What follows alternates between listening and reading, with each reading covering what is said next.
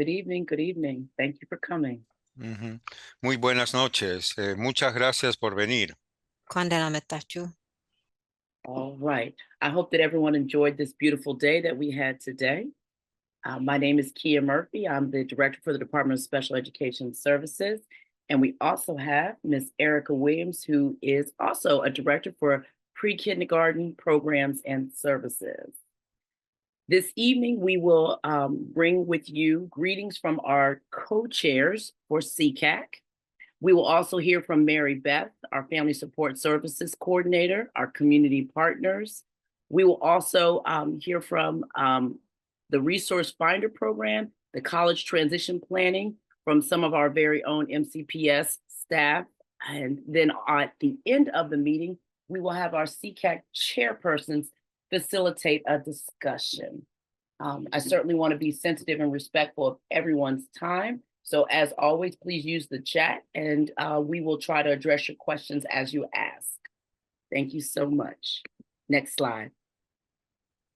Amy Bloom, are you available? Hi, I'm here. A little tech problem in the beginning, but I'm here now. I hope everyone's doing well. As always, it's nice to see so many returning families. Welcome to our new families. For those of you who don't know me yet, I'm Amy Bloom. We have 2 boys in MCPS. We have a 5th grader at Bethesda Elementary, and we have an 8th grader at Westland Middle School. And I just also wanted to remind everyone, I don't know if we still have that slide, but to please continue to come forward with public testimony. Now more than ever is definitely a time where we want to hear from people. Oh, thank you for that slide. That's perfect timing. That's great. And just remember that public comment is for the greater good. So we're trying to help the whole community and should not include personal student, family, or staff information. And it's usually about 3 minutes. If anyone needs help making theirs more concise, please feel free to reach out. Thank you.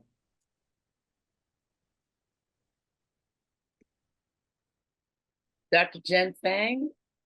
Hi, good evening. Good evening. This is Jingfeng Huang speaking. Thank you so much. It is a great pleasure to meet you guys again. I'm sorry I missed the last month. Has been a lot of things happening with the federal government, so it's not an easy time. And again, my name is Jingfeng Huang. I have 2 daughters. One is a junior in Richard Montgomery High School, and my younger one, Emma, is in Robert Frost special education program as well. So I saw the schedule tonight is very full, and probably will last a little longer at the end as well. As we are planning for parent co-chair discussion sessions with all the parents who are interested to join us. It will be great to talk to you guys at that time. Thank you so much. Bye. And Brooke Levy. Hi, everyone. My name is Brooke Levy. For those of you who don't know me, I am a parent of 3 children, 2 boys who, well, young men who have already been through MCPS. We are in Up County,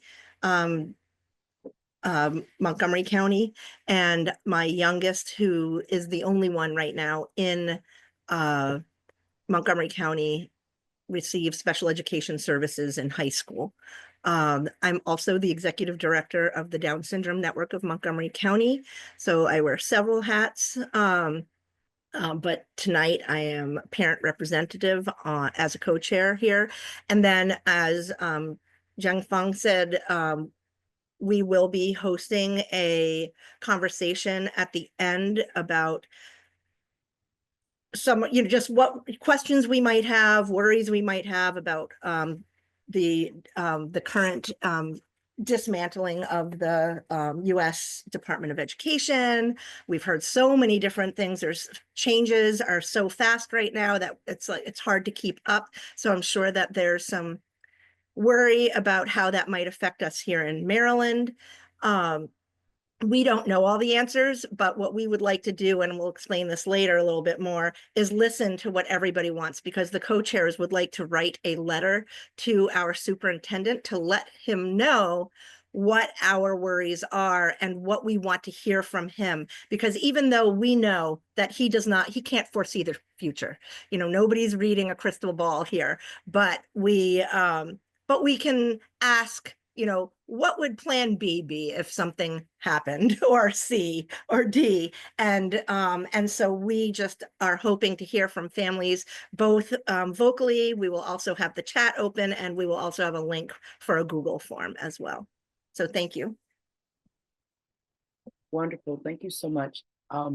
Just not really as a response, but certainly to let families know that we are here in the Office of Special Education Services. We share concerns that you have, and we continue to monitor and watch the news as everyone else is. And at this point in time, I think, the one factor that I can share with you is that federal funding, approximately 9% is within our budget from federal funding. So, that is an area of certainly impact and concern that, we would have immediately, because our first and primary focus is students. And so making sure that we are able to mitigate any changes that could potentially occur would be our primary goal. So we continue to monitor all the information, and we are available should you want to call and ask questions. We have some upcoming events. Shine Brighter Together, Autism Acceptance, April 5th, 2025, from 11 to 2 p.m. And so I guess we will see each other obviously after April 1st. So April is Autism Acceptance Month. So great way to acknowledge that, and certainly to learn more at Wheaton Regional Park. Come out for some hands-on, sensory, family-friendly activities while learning more about autism and the resources in Montgomery County. And then we have Respite Resource and Health Fair, free health screenings, interactive workshops, respite care options, connections to local services, giveaways, and more. And that is also on April 5th, 2025, from 10 to 2. Yeah. And that's at Borough Park and Frederick Avenue, Gaithersburg. So I guess you can pick one, or you can try to go to one for a little bit and go to the other. And then, of course, the Special Education Family Resource Fair. Now, I know, Mary Beth, you can talk off the top of your head, so I will pass it back to you. Thank you. So yes, we do have the Special Education Resource Fair. Family Resource Fair is planned for Saturday, May the 10th. It will be at Seneca Valley High School, and we're super excited because we're in like the final planning stages. We've reached out to lots of community organizations. I think we have about 15 to 18 right now. So for those of you who have been in the past, it'll be very similar. We'll have just open door vendor kind of experience where our community organizations will be set up. We're also going to have some workshops, and we will also have fun activities for the kids. So we'll have a moon bounce. We have DJ Anderson. We'll have some balloon artists, tattoo artists, face painting, and all kinds of things like that. So we're very excited about it. And really the important piece is it's a great opportunity for all of you to connect with each other, and also to hear about organizations out there that really are actively working to support all of our students who have IEPs in Montgomery County. So the other thing that you'll see on there is, sorry, Derek, on the last slide, there's also a QR code, and we've created this year, and when I say we, I say it loosely because really it's Derek, has created a website that gives lots of information. So, obviously feel free to refer back to this, but it'll also be on our website as well. Okay, and I can see the slides now. They're very tiny, but I think I got it. So the next one is about the Special Education Parent Involvement Survey. I can't read the notes that I took, and they were really going to wow you guys and really make you motivated to complete this. So I'm just going to be passionate and say that we really do use your feedback to help us figure out what it is that families need. So if we get responses back from people saying, hey, we really need more connections and opportunities with community organizations, then that's what we'll work to do next year. So we use the data from the survey to appropriately plan how we as a school system and special education support you in the things that you need for your family. So I promise you it's 5 minutes. It's so super quick. And it just gives you a chance to, highlight what you think is working well or where you think we need more support. And then there is a chance or a place for you to provide written comments if that's something that you feel strongly about. So again, that link will, that QR code will take you there. And we have from now until the end of May. So I'm going to give another plug and tell you that if you don't do it before the resource fair, at the resource fair, we're going to give you a raffle ticket with a chance to win raffle prizes if you complete the survey there. That's how much we care. We really want, like, we're willing to bribe you to do it. We really want to hear from you so that we can, you know, improve our programming to support all of you. Well done, well done, well done. So it is my understanding that there was some interest in, well, let me back up. There is some interest in understanding more information about current boundary studies that are going on in MCPS. So what I will do is put the link to the website or to the page for that's linked to Montgomery County Public Schools. Here is an overview of the boundary studies. One of them obviously is focused on the reopening of Charles Woodward High School. That is where Northwood is temporarily located at this time. There's also going to be the opening of Crown High School and an expansion of Damascus High School. Important to note for you as parents of students receiving special education services, all of these buildings are slated to have special education services. Right now, it is not finalized, so I couldn't tell you the exact set of services, but that is an intentional effort that we make as a system as we open new schools to consider what are the opportunities. Certainly looking at making sure that we are providing special education services as close as possible to homes. So we look at the area to determine what service may not be as close in proximity to make decisions about what should be added to a building. So there are community sessions. And so I've put the link in there. Registration is not required. RSVP makes it easier so that they can plan accordingly. It is our community partner time. I already saw Sharon Norcio. She is queued up and ready to roll. Let's go. Let's go. Good evening, everyone. I am Sharon Norcio, and I am the Program Access Supervisor for the City of Rockville. New position. I've been there 4.5 months. And on the screen, if you see, Rockville has a brand new logo and a new slogan. It used to be Get Into It, and now it is Rise Together, because we're really trying to build an inclusive community and, you know, be more welcoming and have staff be ready to interact with folks of all different backgrounds and abilities. So we're very excited to do that. They just hired a new ADA coordinator for the city. She just started last week. So we are sort of moving in a great direction with Rockville. The couple things I wanted to highlight is that I was at swim lessons last night, and they are going gangbusters. I personally was a little amazed at how many people want to take swim lessons at 8:30 p.m. So if there's water, they'll come. I was at the pool till 10 o'clock, and there were still lots of people there. So it was pretty amazing. So we will continue to do that.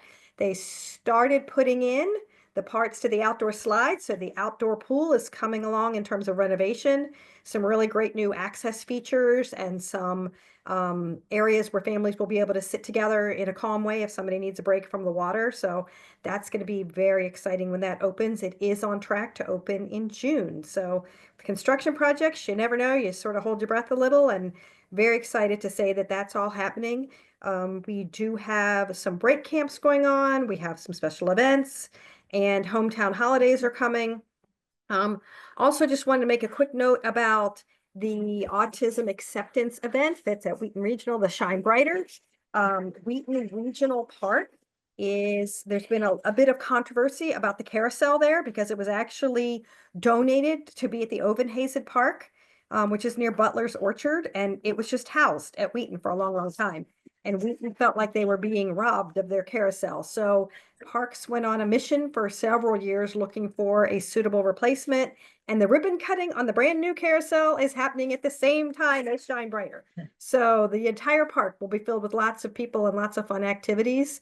And I know it's really unfortunate that the resource fair ended up on the same day. That's where it went. So most agencies are dividing their resources, but definitely Shine Brighter is geared a little bit toward a younger crowd. but lots of resources at both places. So, you know, if you can't get to one and you can, they're both going to be fabulous. I dropped the Rockville website link in there, and I'm going to go ahead and drop the program access and my name in there. And I'm going to toss the ball over to Kia so she can pick another community partner to jump on. Wait a minute. You know the deal. You're supposed to toss it to the city of Rockville. What? So City of Rockville, I don't know. I if mean, my no, I'm sorry, is Montgomery County Megan here? Recreation. Montgomery Yeah. County Recreation. Right. I didn't scroll through to see if Megan's here. I didn't see Megan either. She may not be. Okay, not a problem. I do know because I talked to Autism Society. They are unable to join us, but our information this evening is overlapping. Everybody wanted us to know about the different activities with autism acceptance. So I'm appreciative of all of that sharing. Are there any other partners that I am missing this evening? Brooke, is there any from the any information from the Down Syndrome Network?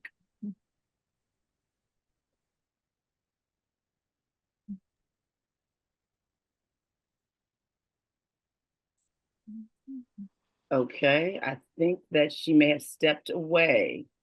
All right. And I'll put the link for Montgomery County in there. They do have some very cool classes coming up this spring. And the kickball league is getting ready to start. That was an amazing league last year. So I will go ahead after I put my stuff in. I'll put the MoCo links in if you want to go look and see what is happening over there this season. Thank you, Sharon. The only piece that I would add to that, and I just don't know if parents were aware, there are 2 House bills that may be of interest. One of them is on water safety lessons. So that may be if you're interested. It's not necessarily swim lessons, but about water safety, if you will, instruction in classes. There's another House bill that is on elopement, which also may be of interest to you. So I see Brooke is back. Brooke, is there anything that you'd like to share with our families and friends this evening around the Down Syndrome Network? Sorry, I am single parenting this evening and I had to step away for a second. So I don't have anything that I could have you sign up for at this very moment. But I would just like to say that most of our activities, programs, and events are available to any families who have developmental or intellectual disabilities, while we do primarily serve families who have children and adults with Down syndrome. We certainly aren't exclusive. So we have a bunch of activities that will be coming up and that will have links for registration soon. I just don't have them this evening. Not a problem. Thank you so much. I think we're ready for our next slide, and we are absolutely delighted. I'm getting my words caught up. We are elated to have you with us, Christine. She is the coordinator for the Resource Finder program. So I will turn it over to you. All right, thank you so much. And I think someone is controlling the slides for me or for the whole thing. Thank you so much. So my name is Christine Nellenbach. I am the program coordinator for Resource Finder, which is a project of the Maryland Center for Developmental Disabilities. I have been in this position it will be coming up on 3 years in August. Before that, I spent 12 years as an elementary school teacher and a media specialist. So being here with all of you, I have been there. And I am also diagnosed with autism myself. So it's really nice to hear about all of the autism acceptance events that are happening. And you can go to the next slide. Thank you. So the Resource Finder program, as I mentioned, is part of the MCED, which is the Maryland Center for Developmental Disabilities. And we are housed at Kennedy Krieger Institute. So we are actually considered a UCED. Every state is federally required to have a university center for excellence in developmental disabilities, education, research, and service. And so we serve as Maryland's only UCED. We serve the whole state of Maryland. The Resource Finder program fulfills the required function for information dissemination. It has been around for over 20 years at this point. And so this presentation really is going to tell you all about what this program is and how you would be able to use it. So this is a very long sentence that is the official program description. And essentially what we do is, well, I always say we, what I do, I am the only person who runs the program, is helping people find information. So anyone, whether you are an individual with a disability, a family member, trainee, professional, can request information about anything. So that could be community services, service providers, trainings, or any other information on intellectual, developmental, and other disabilities across the lifespan. So what I like to tell people is basically I can find anything for anyone living anywhere. And the motto is the more you know, the more you can do. And this is a program that works differently from social work or case management. It's really just about information sharing. So empowering families and individuals with the information and resources for them to help themselves. Next slide. So people can request, like I mentioned earlier, anything, and they do. So if anyone has a question, they will reach out. And so I will find resources related to how to get a GED, how to handle lead in a home, how to help your child with technology use. But the ones that tend to come in over and over and over, which are very common requests, are here on the screen. So a lot of resources related to financial assistance, a lot of questions about childcare, particularly for the disability community. A lot of requests for therapy, which makes sense because there are so many different types of therapy. And then I also get a lot of requests for people who are seeking a diagnosis or evaluation of some kind, particularly a lot of adults requesting evaluations for, learning disability, ADHD, or autism. You can go to the next slide. So I'll talk through a couple of sample inquiries. These are just copied and pasted, really to just sort of give you an idea of, what kind of thing could you ask for? So the first one says, I am trying to find funds to help cover the portion of a wheelchair that's not covered by insurance. Do you know of organizations that help with that type of thing? So a couple questions I would respond with to this inquiry is I would want to know, is this going to be for a child or for an adult? There are different programs and different qualifications, so that would be number one. Number two is, where do they live? Do they live in the state of Maryland? There are state programs that can help with funding. What county do they live in? Because different counties also could offer some different financial resources for this type of question. The second inquiry says, our son was diagnosed with ADHD. We are looking for options to help him with issues related to his ADHD, specifically executive functioning. So if I would get this inquiry, again, I would want to know, how old is the son? Is this a son in elementary school, high school, college age? Is this an adult? And I would want to know where they live, of course, so I could help to find resources within their community. And I really like that with this particular inquiry, they identified that they're looking for resources related to ADHD, but specifically executive functioning. So sometimes the requests are really big and really broad in general, and I could provide some stuff, but it might not really be what someone is looking for. So I appreciate some of the specificity, like they really wanted to address executive functioning. So something like this, I would search for an executive functioning coach, maybe a tutoring program that specifically targets that type of skill, and then maybe even like a therapist who works with people with executive functioning challenges. And the next one says, I am seeking resources for my 6-year-old son. I would like to explore recreational activities and workshops for advocating in the school. So they provided the age, very helpful. And again, I would want to know where they live, but also for this type of request, I would want to know, because they're asking for recreational activities, does their child have a disability that they would like me to take into consideration? So I don't require people to disclose if there's a disability. It's really just if they're comfortable sharing and if they think it would impact the types of resources. So if this child uses a wheelchair, those types of resources would be very different compared to maybe a child diagnosed with autism, because there would be different activities that could cater to them better. And then the last example says, my son is 16 and we're starting to plan our next steps in applying for disability benefits, workforce development, etc. It is overwhelming trying to figure out which programs he may be eligible for or may be most helpful. Are there navigators or agencies who help families through this process? And yes, the answer is yes. And they gave me the age, again, helpful because especially when looking for transition programs, there may be different age criteria for each program. I would want to know where they live so I can find something local to them. And again, for this type of inquiry, sometimes I get questions like this without that last part where they're asking for a navigator. So they may think that I could help with the navigation part. And so that's where earlier I mentioned, Resource Finder really is about connecting people to the resource, to the service. So I cannot help someone navigate the process of transition, but there are lots of different resources that can.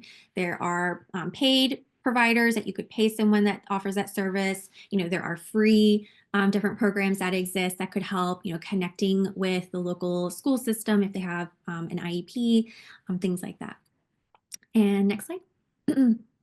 So this slide, I just wanted to talk through, my process of what does it look like when I give responses or give the resources.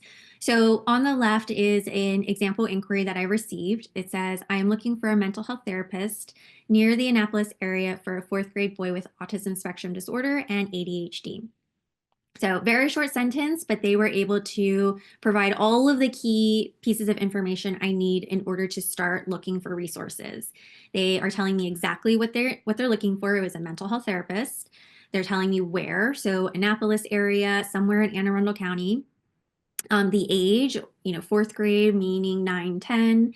And that they have a diagnosis of autism and ADHD. So I am taking that into consideration when looking for a therapist. So I take all of that and I put it into Google. And on the right is just one of the resources that came up for this request. So there was a place called Annapolis Child and Family Therapy that has a provider whose bio states she has had experience treating this population. So I put that little note, I include the website that goes directly to that web page, and then the address and phone number, and if there's an email, I'll provide that as well. I try to find around 4 or 5 resources for each request. That would, change depending on how many resources I can find. Sometimes if something like speech therapy, there's tons of that. So maybe I respond and there's 10 resources. Something that's really, really niche, it might be hard to find. I might only be able to find 1 or 2. But my goal is, trying to find at least 4 or 5. And next slide. So just to talk through the process of how I get the resources and kind of handle that side of it. Basically, I'm Google searching. So I get a lot of phone calls and people may think I have access to a database that's, has a secret list of things. It's really not secret. It's just Google. But because I was a media specialist for so many years, I picked up some tips and tricks. So I use Boolean searching or Google search operators, really just to help use Google in a way that's most efficient. So things like putting quotation marks around certain terms or phrases will just communicate to Google that I want all of the search results must have that term somewhere on the web page.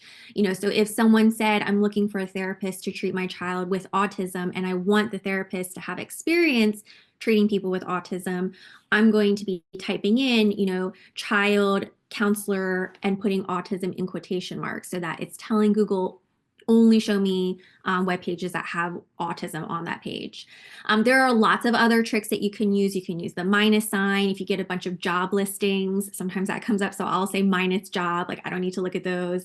And just basically, spending that time doing the deep searching for you. So sometimes I explain to people how I find it and they think, and they say, well, I could just Google it myself. And you totally are. I want to manage expectations of what this program can do. But sometimes it's nice to have someone doing that hour deep dive looking for you. And maybe, we use different keywords and we get different results. I do subscribe to lots of different, newsletters, organizations. I subscribe to everyone that I can. So sometimes I see things, that come through an email, different resources.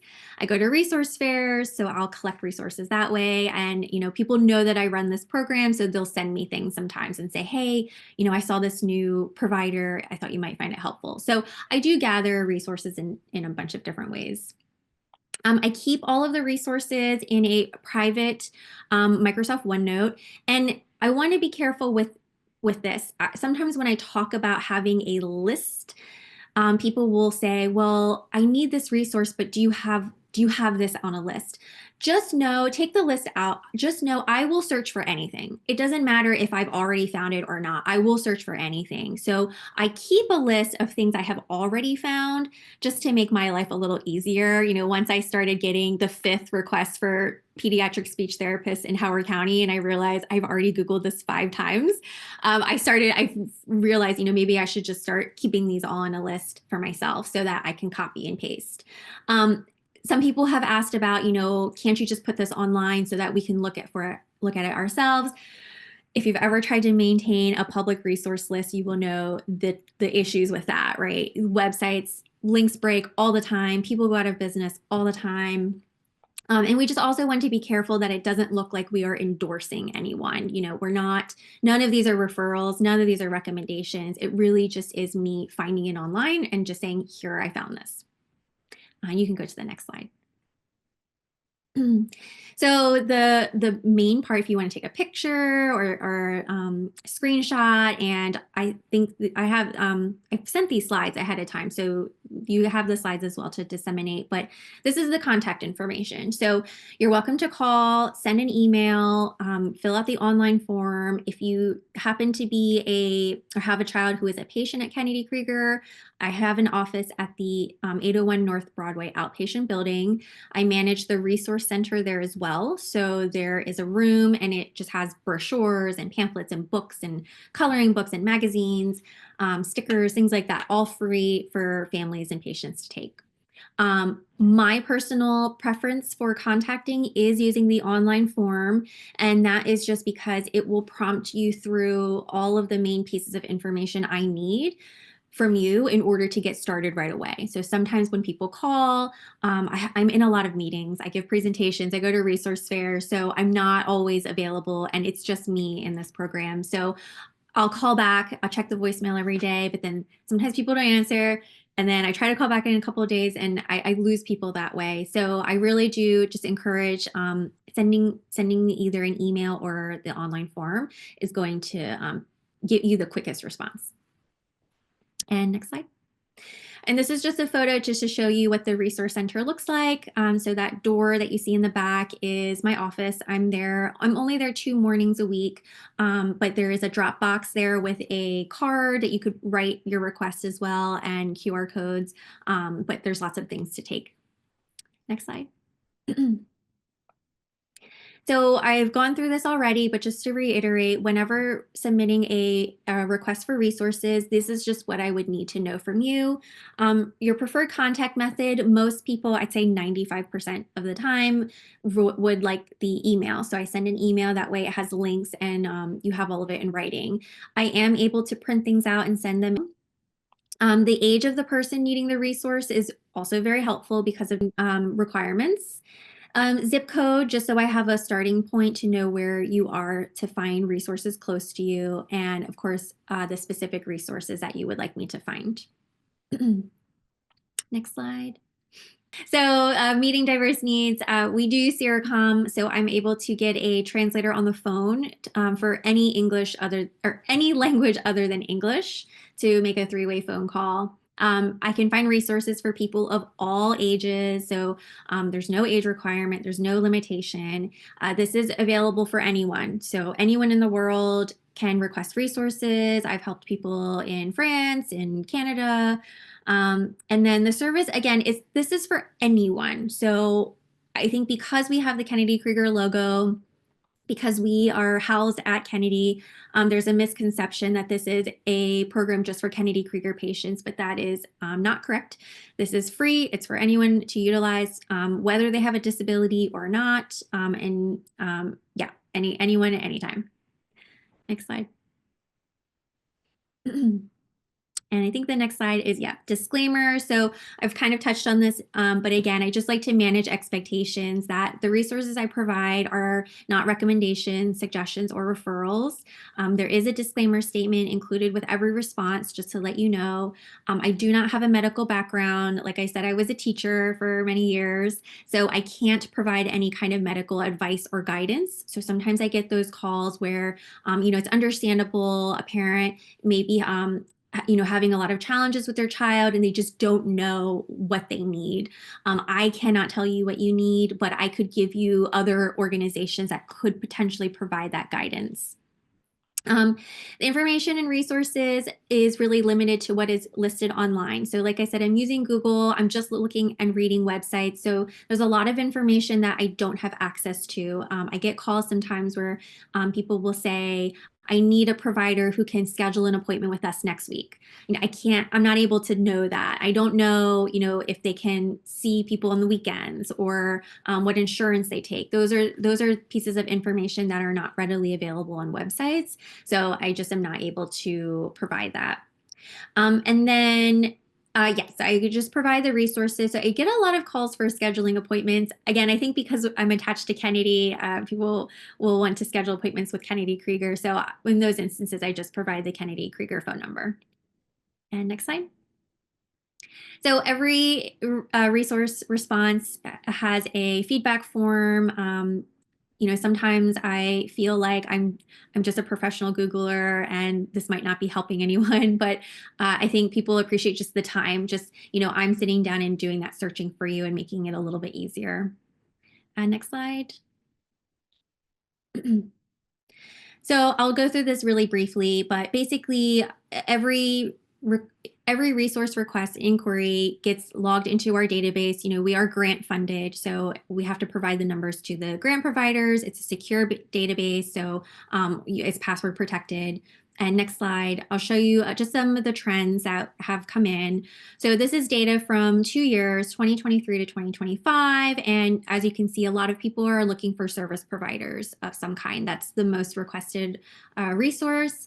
And then, as I mentioned earlier in the presentation, a lot of people looking for a diagnosis of some kind. And next slide. And then since the service providers we get so many of those, just to break it down a little bit, a lot of different therapy services. So a neuropsych, behavioral therapy, psychiatry, counseling, those are really, really high up. And the category that says other is also high. Again, that just is because people will ask for anything and everything. And sometimes I just can't fit it into one of the topics because people will ask for all kinds of things, which is great. Next slide. And then just show you where the inquiries are coming from, mostly from the Baltimore area. Again, I think just because that's where Kennedy Krieger is located, primarily a lot of inquiries get transferred from the main Kennedy Krieger line to Resource Finder. We've done a lot of outreach to the Eastern Shore and some of the more remote areas of the state. And the other category would be other states. So other states or other countries are under that other category. Next slide.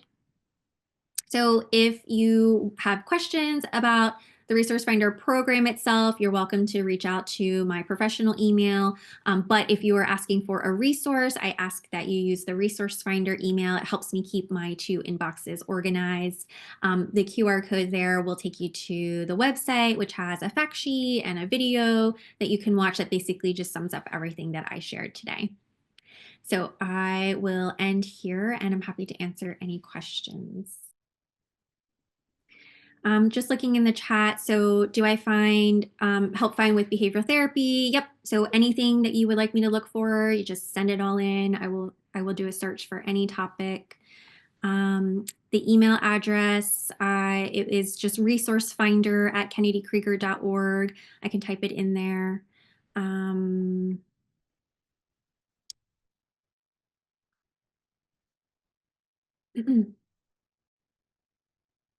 Yes, Resource Finder is free.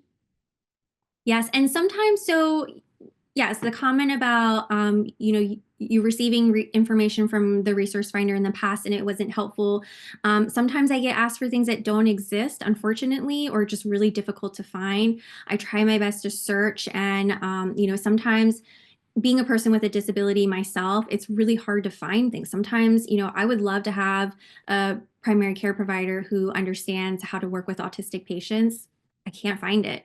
And I can search and search and search, but sometimes and especially because searching online, people might not put that information on their website. So they might exist. It's just, how do we find them? So that's, a great question to brainstorm, I think, for everyone. Someone asked about sharing the slides, so I'm not sure if that will be shared out. Okay, yes, we're saying yes.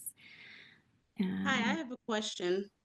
I'm looking for places, well, specifically places that accept state Medicaid where I can get my daughter evaluated and or the neuro, what you call it? I can't think the neural doctor to do other testings. Yeah, so I would just ask, since this is a public meeting, if you could just send those inquiries to my email address. I'm not able to provide those resources on the spot since I search, but just definitely reach out and submit an inquiry. I'm happy to help. I know someone in the chat asked a question about finding providers who accept insurance. It's a struggle. I agree. Unfortunately, it's a national issue with finding providers who accept insurance. So again, since I'm using Google, I'm not able to find that out. Sometimes what I will tell people is I can provide you with the list of providers, and then you can just go through the list and call to see what insurance they take, if they take it. And I think, oh yes, so someone asked about to clarify requests. Yes, so if I get an inquiry and I'm not sure, either it's missing information or I'm not quite sure what they're asking for, it can be a conversation. So whether it was a phone call, I'll call back. If it was an email, I'll send an email back and reach out and just to get that clarification. And I think I got to all the questions in the chat. I will put my email address in now. Okay. Thank you so much. That was just a wonderful presentation for the Resource Finder program and so many great resources for our family. So thank you for coming this evening and sharing that with us. And we are now ready to move on for planning for college. So we have a lot of great people here this evening to help us. We have Dr. Karen Cruz, who's the director from the Office of Wellbeing and Student Services. We have Miss Michelle Snape from College and Career Information Coordinator at Northwood High School in MCPS. And we also have, I think we have Pat here with us from the Transition Support Unit here in MCPS. Next slide. And I will pass it over. Stacey, are you saying something? Okay. And I will turn it over at this time for the planning for college. Good evening, everyone. I am Dr. Karen Cruz, and I am just excited to be here tonight. And thank you so much for inviting me. I'm going to talk a little bit about planning for college. And the slides that we have are primarily at the high school level, but I do want to share that all of our counselors, K through 12, help students in various ways with post-secondary planning. And so at the elementary level and the middle school level, our school counselors are really working with students on college and career exploration, working with students on understanding and seeing and learning more about the various types of careers that would be available to them in the future, and also talking with them about high school programs that would help prepare students for those careers.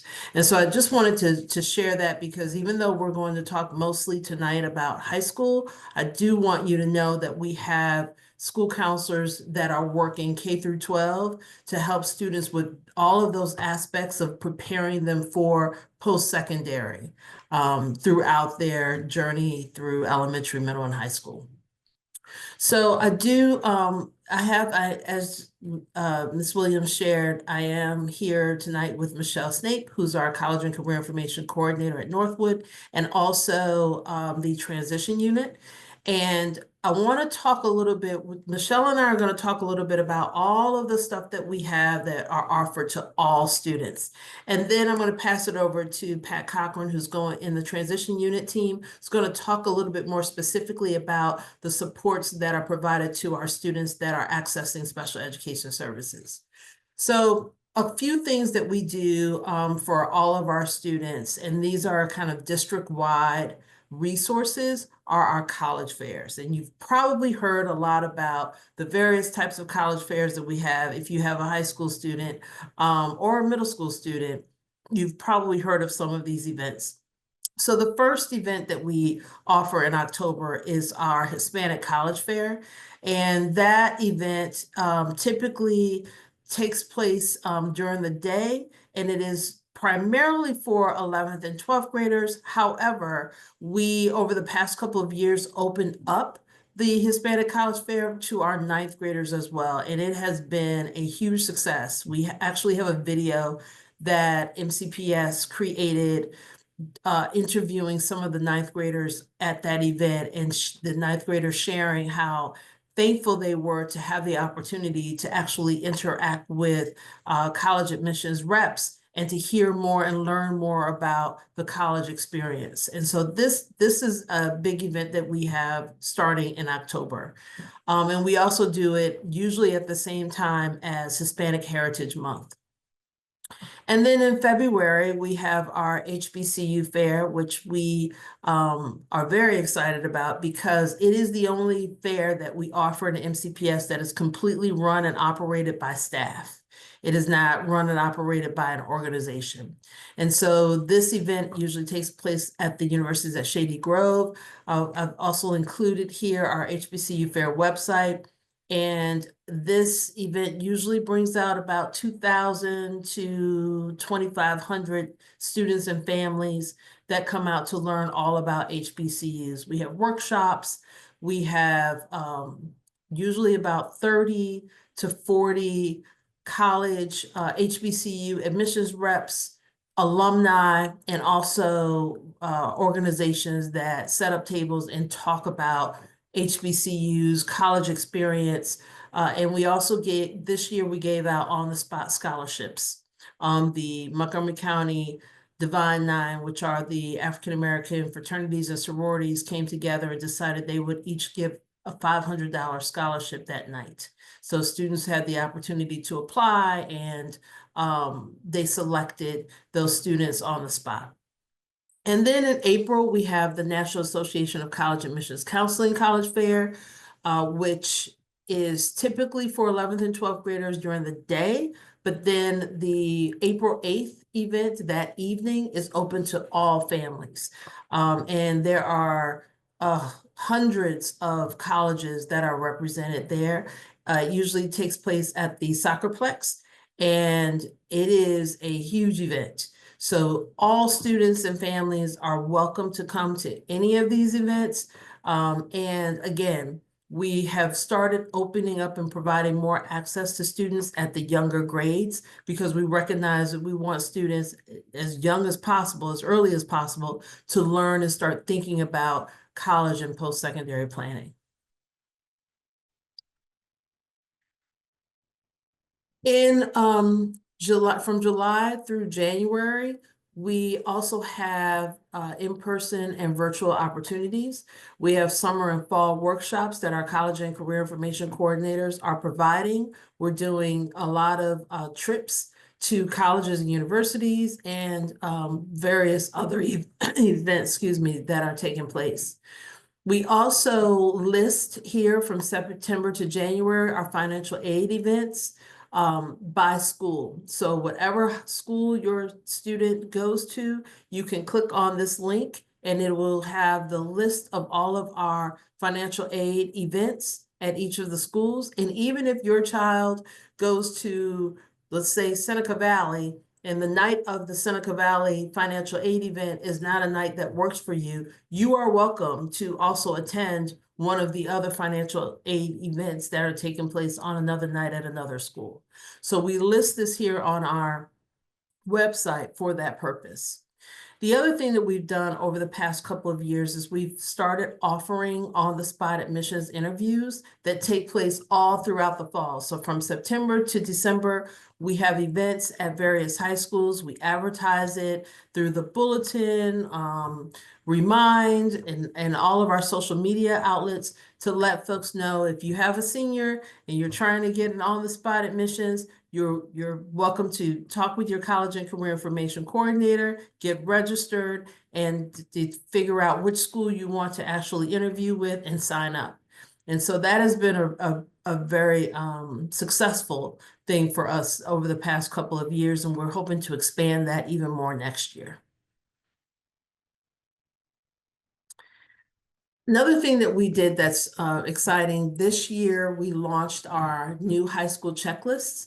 And this is something that we heard from parents over the past few years that they really wanted to know, what do I need to do for my student if I have a ninth grader to prepare them for college or to just prepare them for post-secondary, for workforce, for whatever it is that they want to do when they graduate. And so we created these checklists, and we actually had them published this year and sent to all of the high schools. And we have a electronic version that students and families can also access. And so the links to all of those checklists are here. We've got really great feedback from parents and students that this has been a huge help, and we intend to continue to improve those checklists. So it's not a one and done. As we get more feedback, we will add more information or adjust the checklist so that it really meets the needs of our students and families. And then on the other side here, we have some of our planning supports that we offer. So the National Association of College Application, Association of College Admissions also has a virtual fair that they are doing this year, and they're actually doing it for the first time. And we have the link here. This will give students and families an opportunity to go in, register, select. It'll actually select colleges that are best fit for the student based on a few questions that the student would ask. And then the student can just go in, click on that college, and interact with an actual college admissions rep from that university. So this is just something new that NACAC is trying. We're hoping that that will also be a great resource for all of our students.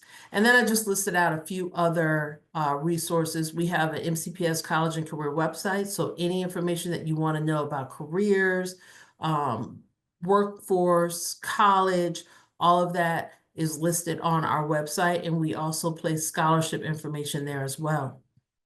And then the other couple of other things that I want to highlight is our ACES program. In 14 of our high schools, we have what's called the ACES program, which is stands for Achieving Collegiate Excellence and Success. And at those schools, there is an actual coach from Montgomery College that is housed in each one of those high schools. And they work with our students that are first generation, minority, many of the students low income, and really just working with them on understanding all of the things that they need, all of the components and pieces that are needed for college applications. And they walk them through the application process. They have workshops at night. They're working with students and families. They are also making sure that the students have scholarship opportunities, all of the things that are related to the admissions process. Those ACES coaches that are from Montgomery College are in those 14 schools working with those students. It's typically 60 11th grade students and 60 12th grade students. And those students have to actually apply for the program and get accepted. And then College Tracks does something similar. However, they do not have an application program, and they are located in 4 of our high schools. And they are also working with students on the college admissions process, scholarships, and just preparing for post-secondary planning. And now I'm going to pass it over to Ms. Stape, who's going to talk about the college grade 12th grade college admissions process and what the actual college and career information coordinators do. This is a short list.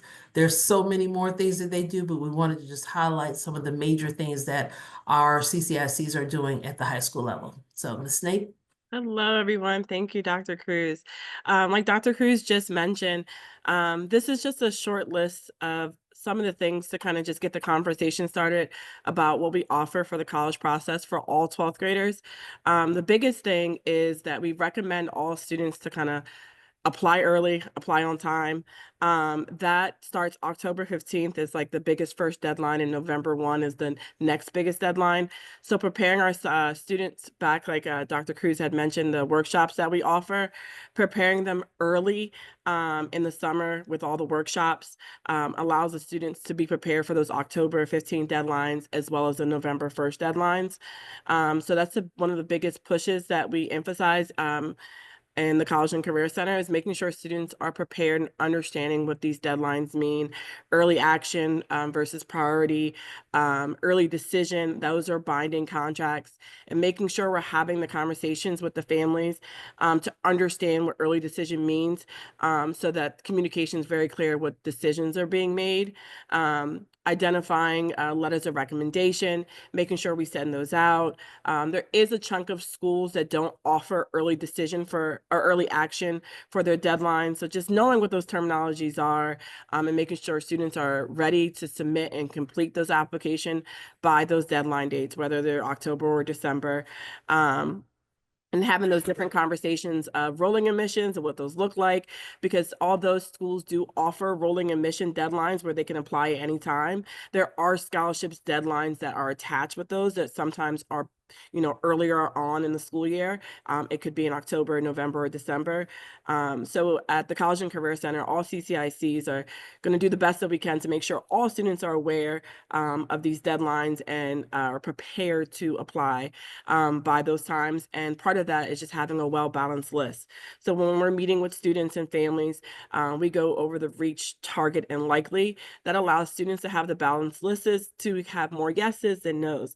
A lot of our students want to apply heavy to certain schools, and it's in our recommendation to have that balanced list of schools just based off of finances, locations, based off of size, different criteria to make sure when the financial aid letters are coming back and the decisions are coming back, students have a great list of options that they can select from.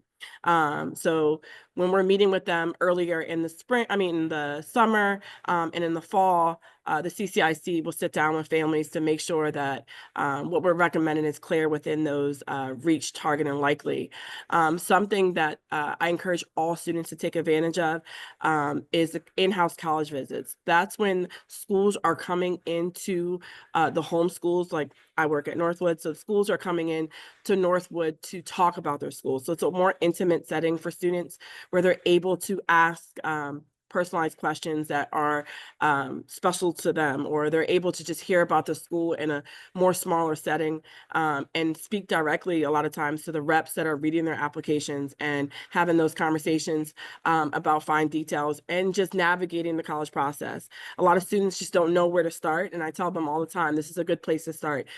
Just hearing your colleagues kind of ask questions and hearing things about different colleges help you build that list and help you build like, you know what, I don't like that, or I'm really looking for this, and I can ask these detailed questions. A lot of times students will say, I'm a little nervous to ask questions. I say, just shoot them to me, I'll ask them for them. And I, a lot of times, just go ahead and say, what about this? Or what about this? So sometimes they don't know what to ask, but having that advantage of the rep being in-house, I encourage all students to kind of take advantage of that. And we specialize with helping students across the board, no matter where the student is. The CCIC at the school will sit down. So I encourage families, if you can, the summer is a great time to start this process. So as you're transitioning from your 11th grade into your 12th grade year, meeting with the CCIC, we work all year round, and the flexibility of our schedule in the summer is huge. So we can do in-person, we could do virtual, and kind of have an intimate one-on-one conversation with the CCIC and supporting your student in a list of colleges that will best fit for them. We have a good list of schools that are really great with their support services. And we know a little bit more of the ins and outs of like how to navigate those conversations with students with IEPs and 504s, and speaking up and advocating for themselves in those conversations. So if I can highly suggest a lot of things is meeting with your CCIC early. It's never too early, whether that's, you know, I have ninth graders come in and their families are like, well, we want to do the X, Y, and Z. Like, how do we have this conversation? And like, you know, we use that checklist that we have and help guide them into ninth grade and 10th grade and 11th grade. So by the time they get to 12th grade, they're prepared for all these things that are happening next. So this is a small list of all the things that we can offer in the College and Career Center, but just to kind of get the ball started, this is some of the things that we offer. And Dr. Cruz. Yep, and then thank you, Michelle. And then lastly, the FAFSA is huge. And if you have a student that has gone through MCPS over the past few years and has had to complete the FAFSA to graduate, you know, as they're graduating from MCPS, you know that the FAFSA has changed a lot over the past couple of years. Actually, last year, the FAFSA changed and it was actually shortened, but there were growing pains with that. Last year was a little rough, but this year, from what I'm understanding from students and families, it is much better. So we, as Michelle said, our College and Career Information Coordinators will support our students and do support our students with completing the FAFSA. It is a huge initiative that we have here in MCPS and within the state. And so we do a lot of work around doing workshops around the FAFSA and also the MHEC 1 application. And we make sure that our students and families have lots of opportunities to get the support that they need. Even during the October time when I shared with you earlier about the Hispanic College Fair, we have a Hispanic College Fair Parent Night where we talk specifically about the MHEC 1 application, what's needed for that, what is needed for the FAFSA, what does the FAFSA mean, how do you access it, all of those things. We also partner with the Montgomery College Educational Opportunity Center. They also come out and provide workshops and supports for students and families to help them to complete the FAFSA. And during the MCPS HBCU Fair, we had both the Educational Opportunity Center and the Maryland Higher Education Commission representatives on site just for FAFSA completion. So they did workshops and we recorded that workshop and we have that link listed here as well. And so FAFSA is huge. We know scholarships and money is very important to most of our families when it comes to going to college and very needed. And so we do a lot of work to try to make sure our students and families have the support that they need and they know about the scholarships and all of the financial aid and supports that are available. Next slide. And this is our contact information. If you have any questions, please feel free to email either myself or Michelle. If it's a specific question about the CCICs, we're here to help and support. And so now I'm going to turn it over to the transition unit. I think I saw Pat Cochran here. Yeah. Who's going to talk more specifically about the college process and for students that are accessing special education services. So thank you. Thank you, Dr. Cruz and Ms. Snape. That was a great presentation. I'm Pat Cochran. I'm here this evening with Margie Parrott. We are here representing the Transition Services Unit. For those of you who may have younger children and are not aware, every high school in Montgomery County has a transition support teacher. We work specifically with students with IEPs, a wide range, any student with an IEP, as they kind of work through their high school career and then help them navigate what comes next. So we support students, we support families in this transition process by connecting them with these resources. Yeah, on the IEP, this is just kind of a brief overview. We assess students in the areas of employment, education or training, and independent living, and then develop a plan that will follow them through high school as they get closer to graduation and moving on to other post-secondary opportunities. Tonight, we're talking specifically about the college process. Next step, please. Next slide, please. So our goal is to support students as they progress through. As we mentioned, we work on things to prepare them for the college process, because the college services are different than they are in high school. And we want students to be prepared for that by the time they leave us. So we're going to talk a little bit tonight about those differences. And how they impact our students with IEPs. That being said, we start this process at 14, so it may be prior to high school, but in that 9th grade IEP meeting, we are talking about what comes next. You know, we begin with the end in mind. What is the next step for them? What happens after high school? As soon as they're walking in that door, we're starting that conversation with them. And we work very closely with the counselors and the college and career coordinators who do a phenomenal job in the schools. We may be the ones helping the students, hey, this college is coming and you've expressed interest. Why don't you sign up and go and hear what they have to say? Maybe even walking them to that presentation, contacting the counselor and working with them to help a student navigate this process. So we do work very closely as teams with the other staff in the buildings. Next slide, please. So a big part of this process for our students in particular is entitlement versus eligibility. In the state of Maryland, students are entitled to a free appropriate education until they either meet the requirements for a high school diploma or they reach the age of 21 and complete high school with the Maryland High School Certificate of Program Completion. This is an entitlement, meaning that these are free and appropriate services for them. These are documented. These services are documented within the student's IEP. And what happens annually is part of that IEP process. You all know this, right? So next slide, please. What happens after high school is that shifts. There is a shift. So IDEA ends, that entitlement support ends, and students now have to be deemed eligible to receive these services. Next slide, please.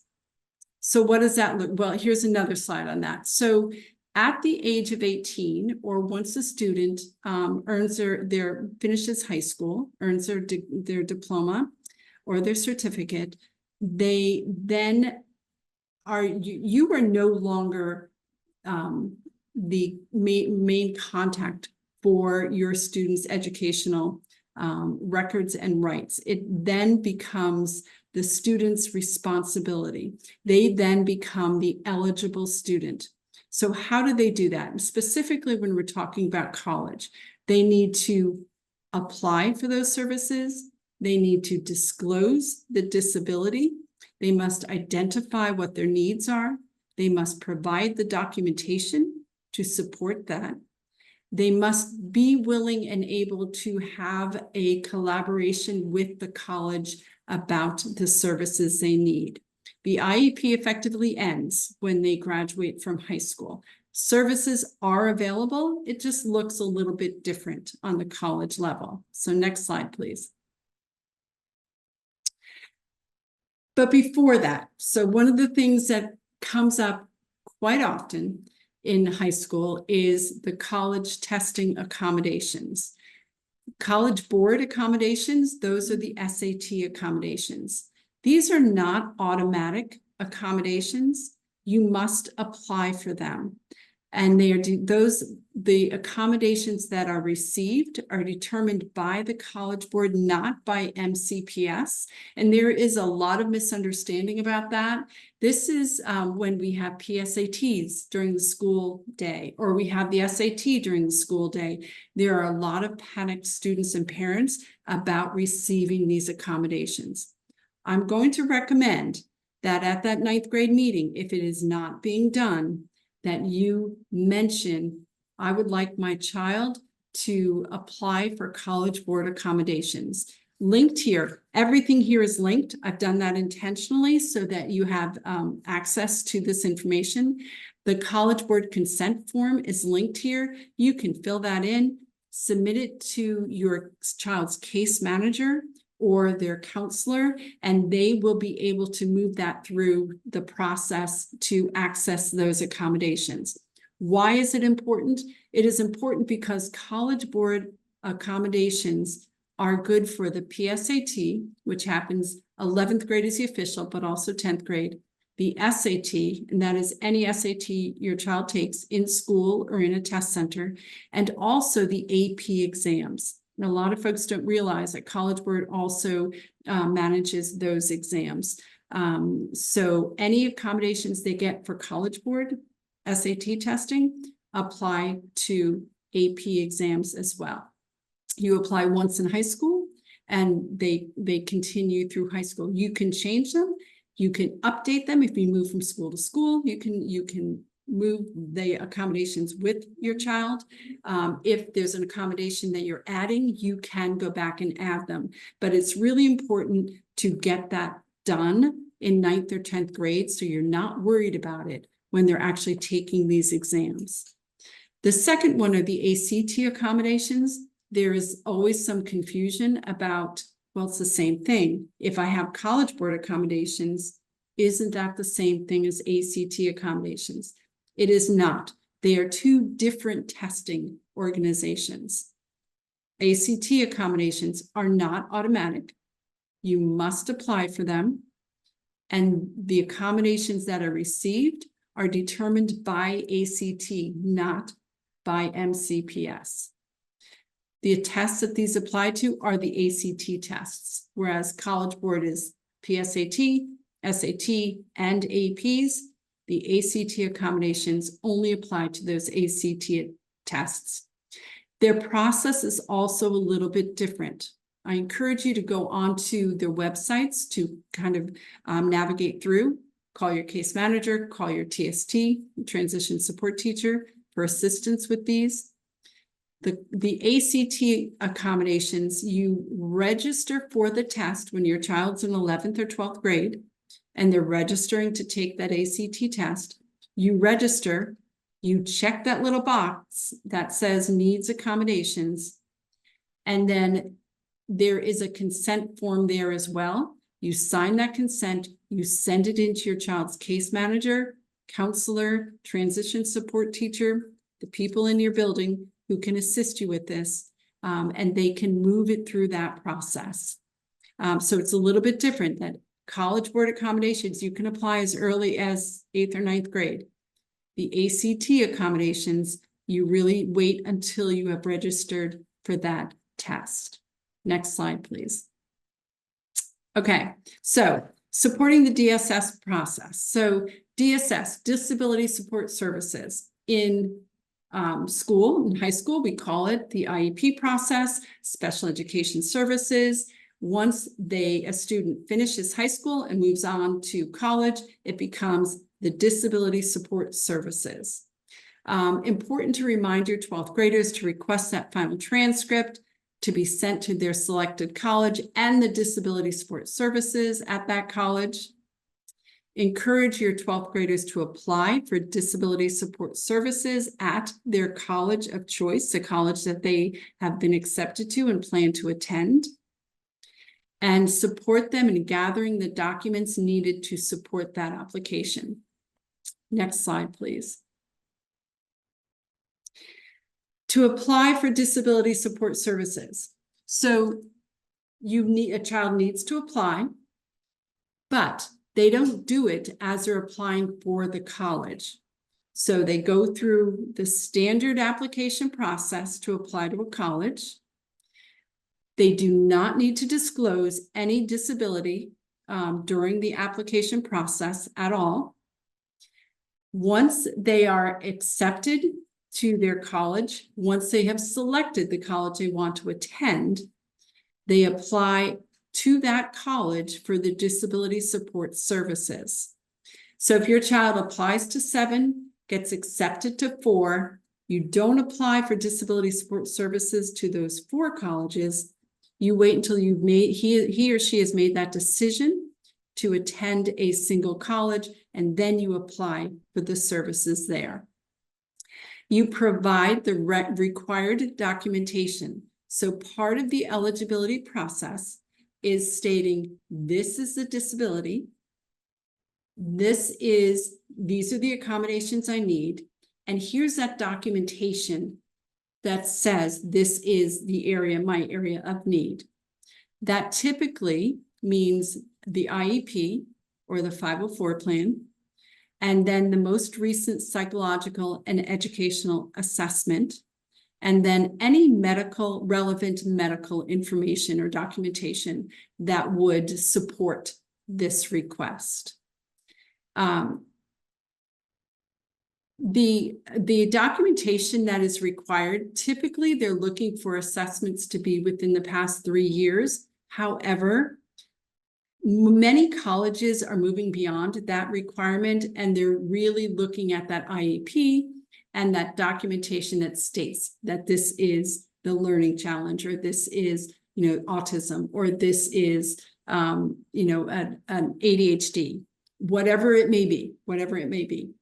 So they're looking at more of a well-rounded documentation approach these days.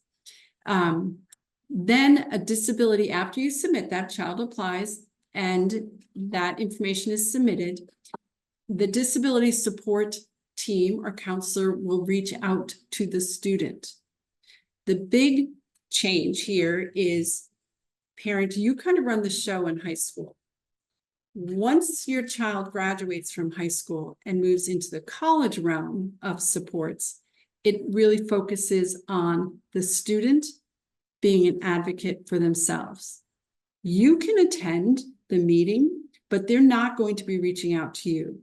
They're going to be reaching out directly to your child. They're also going to require that your child reach out to them. Once they make the connection and they've started this process, every semester your child will have to get back in touch with them to update their accommodations. I've linked here just a really nice website, just talks about the disability supports and that process. Next slide, please. Disability support services in college, they provide accommodations and support services for students with documented disabilities. We've kind of talked about this, and for the sake of time, I think we'll just move on to the next slide here. So some of the support services that may be included: extended time on exams, not on assignments, but on exams. Typically in college, extended time is provided only in the testing environment. Use of a laptop for tests and exams. Many colleges offer a separate testing environment for students to take their tests and exams on their laptop. Calculator, audio recordings of classes, a reduced caseload or course load may be offered. It is important to remember that may affect financial aid, so you will need to work very closely with the disability support services and financial aid departments for that. Priority registration is another one. Copies of notes is very typical, so that a student can attend to what is being said and done in the class without having to worry about notes. Audiobooks, voice recognition software, text-to-speech. Most colleges offer all students writing and math labs, peer tutoring. So those are things that are typically not offered as a support or an accommodation, because they offer it for everybody. Next slide, please. So what disability support services does not include: modifying assignments. They will not typically shorten assignments or modify them for a student with accommodations. Extra time to complete assignments, as we said earlier. Ensuring they are not going to ensure or promise a passing grade in a class. Providing individualized instruction or support based on the student's disability. That would really be up to the individual student to request time with the professor. They do not provide related services, speech, OT, PT. They do not provide progress reports to students or parents. You will not be hearing about grades until grades are out at the end of the semester. Long-term counseling, transportation, personal care. There are not paraeducators in classrooms. Now, there may be a graduate student, TA in the class. There may even be a second adult in the class helping to teach it, but they're not specifically there for the students who have accommodations. Next slide, please. So some of the expectations for college students. Margie, do you want to take this one on? Sure. So college students are expected to be able to navigate the campus independently. They are expected to attend the classes independently. In other words, no one's going to wake them up to get to class on time if they should be living on campus. No one's going to help them manage their time. That's something that is they are expected to do. Students are expected to follow the code of conduct on that campus. As Pat mentioned, they are expected to advocate for themselves and communicate with their instructors and with the staff in the Disability Support Services office. And students really do need to be able to problem solve. We are working on with the students starting at age 14 on that self-advocacy and understanding their disability. What does it mean? What supports do you need? What is going to help you be successful in a college environment? That self-advocacy piece is huge. That's huge. Next slide. And as Pat mentioned, parents, you're not always in the loop. If you're gonna call and try to find out information, they're not going to talk to you. They're going to be talking to the student, and the student has to be that advocate for themselves. If the student should be living on campus, life in a dorm is life in a dorm. There is no one there to, as I said, there's nobody there to wake them up. There's nobody there to tell them when they need to do their homework, what they need to work on, how to manage their time. It's really all on the student. So how can parents help prepare their children? As we mentioned, encourage your child to know their disability and know what their accommodation needs are. Start having your son or daughter advocate for themselves. That's really very important. Working on those time management skills. And then being out in the community, working on those daily living skills. We do every December, we do a college night. And some of the things that we talk about are, you know, hey, who is still doing their child's laundry? Who's still making their child's lunch? So really getting them to do all of that on their own, because if they are going to be living on a college campus, then that's what they're going to be expected to do. Next slide. I'll kind of take this one on. So Okay. this is just, thank you, Margie. This is just information that I want to share with you about some of our local resources. Montgomery College, you know it, it's right here. Many of our students are already involved with Montgomery College as high school students. This is really how to apply and register for their credit-bearing courses and their different programs at Montgomery College. Next slide, please.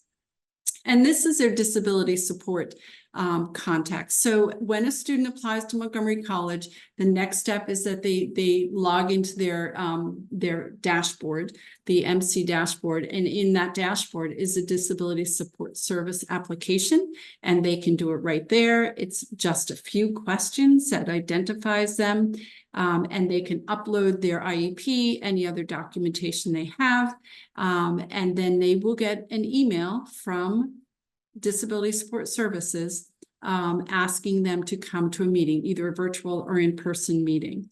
So they have a great system. They have all 3 campuses at Montgomery College have disability support services.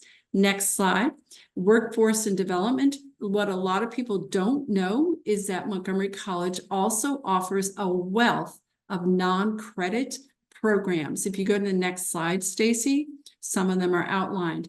Information technology, you do not need to get a degree in information technology at Montgomery College. There are many certification programs there as well. English language and GED, the Godelsky Institute, which offers all of our trades and a lot of our tech programs. And again, not all of them are degree-bearing programs or non-credit programs. Career path licenses and certificates, healthcare, those are just some of the options available there. Next slide, please. And for our students who may be on the certificate track in high school, or some of our diploma students who are not quite ready to go to a degree program, Montgomery College has a graduate transition program. It is a 2-year program that offers an opportunity for students to be on campus and engage in college level classes. It is a certificate program. It is not a degree program. Their 2nd year really focuses on the career pathways. Next slide, please. And then Montgomery College also has the challenge programs. These are programs for students with developmental disabilities aged 18 and up. They're offered at various times during the day. They may be working on math or reading or work readiness, or they may be on music or history or theater, just fun, different opportunities as well. And next slide, please. The disability support services, if a student is going to go a non-credit route at Montgomery College, they also ask that you apply for disability support services because they want to know, what do we need to know to best support your child in these classes? All you have to do is contact Natalie Martinez, her office at Montgomery College, and she will ask for an IEP typically. To document the needs for those accommodations. And next slide, please. Universities at Shady Grove, for those of you who don't know it, it's right down there at the end of Shady Grove Road and Darnestown Road. It's a continuation of degree programs you can start at Montgomery College and go to any one of these 9 colleges in Maryland to work on a degree. The reasons I love it, their degree comes from these colleges, not from universities at Shady Grove, but Towson or Salisbury or University of Maryland College Park. But they're taught here in Montgomery County. The classes tend to be a little bit smaller. There is not the dorm situation involved there. It is a daily type of program. They have great financial aid. They also have great internship opportunities there. Next slide, please. And they also provide disability support services. It is a little bit challenging to find them sometimes in colleges because they're not always named disability support services. So this is a Macklin Center for Leadership and Communication, and within that department, oral and written communication coaching. That's an option there. Disability support, there it is. Student life, organizations, leadership, all within the Macklin Center. And that's where you would find the disability support services. Next slide, please. Here are some resources. Again, just links. All of those things we just talked about, they're all linked right here. If you did not want to go back and try to find them in the slides, they're all right here. TERP Succeed on the bottom here is another great one. That's University of Maryland. That's their IPSI, intellectual disability. opportunity at Maryland. They are looking to expand that over the next few years to other college campuses in Maryland. 2-year certificate program, live on campus. Most students live on campus that are involved. College level courses, involvement in a lot of activities and internships at Maryland. Next slide, please. And these are just other resources that we thought might be helpful for you. We do encourage families to apply for doors. They can provide some supports on the college level as a student is getting ready for that career and employment. And your transition support teacher in your school will help you with that process. And next slide. Think College, they were here at our last meeting. They are kind of a resource and a guide for all of the IPSE programs that are available, and they're growing by leaps and bounds. Every year we have new programs added to the opportunities. And then this is just a plug. Margie and I do a lot of outside of hours things. So here's the transition work group has a resource fair coming up on April 6th. That's Sunday, April 6th, 1 to 4, Montgomery College. The flyer is linked. The flyer in Spanish is linked as well. And then our TIPS meetings, we have monthly transition information for parents and student events. Next Wednesday night on April 2nd is doors and Social Security.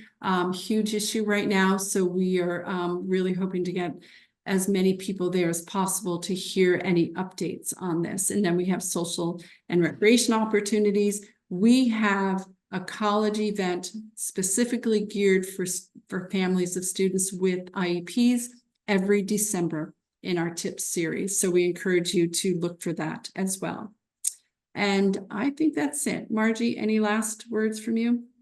If you're interested in seeing the information from our December 2024 meeting, that is the recording and all of the handouts and the presentation are linked on our website. And we had a presentation from Montgomery College Disability Support Services, Montgomery College Workforce Development and Continuing Education. We had folks speak about the Montgomery College pathway to universities at Shady Grove. That was another presentation, and Terp Succeed also presented. Yes, and this is a link to our web page right there. All of our information is there. Our contact information is here as well. Please feel free to reach out with any questions you may have. We're here to help. Thank you. And I think that is it. Yeah, thank you. Thank you, Dr. Cruz. I want to say, is it Slade? I want to just make sure I pronounce names correctly.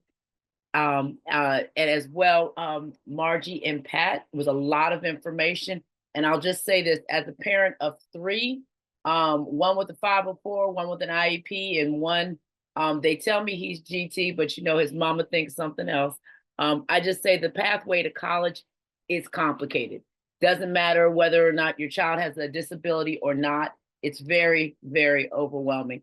And I think I needed to hear it several times. Now that I went through it 3 times, I can hold your hand, but I probably still am not the best person to interpret everything.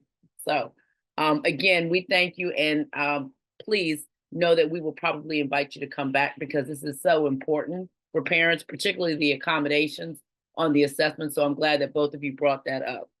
I do want to hand it over to the SECAC chairs. I do appreciate each and every one of you this evening. So please turn your attention to our chairs. Thank you.